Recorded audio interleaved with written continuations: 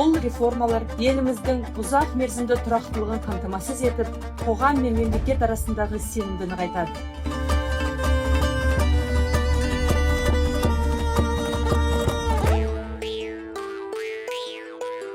Қазақтың дәстүрлі құқықтық жүйесінің өзегінде қоғамның тұтастығын сақтау және дау жанжалды заң арқылы шешу қағидатта жатты. Қасым хан тұсында Қасым ханның қасқа жолы болды, одан кейін Есім ханның есік жолы болды. Ал енді ең жүйеленген құқықтың жинағы Тәуке хан кезіндегі 7 жарғы. Ежелгі құқықтық жинақтарда да бүгінгі конституцияда бір ортақ түйін көрінеді. Ол заң билік үшін емес, қоғам үшін қызмет етуі тиіс.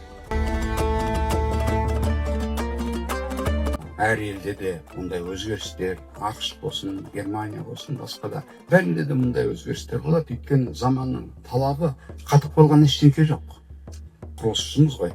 Кейбір стройматериалдар өндірістен шығып қалса, басқа бір жағдайлармен ауыстырып атсақ, біз қандай талап қоямыз? Оның сапасы кем болмау керек, дұрыс па? Сол сияқты мынау конституцияда да өзгерістердің сапасы да кем болмау керек. Артық болмаса, азаматтық борышымыз бұл жерде шет қалмау. Мен өз басым қолдаймын.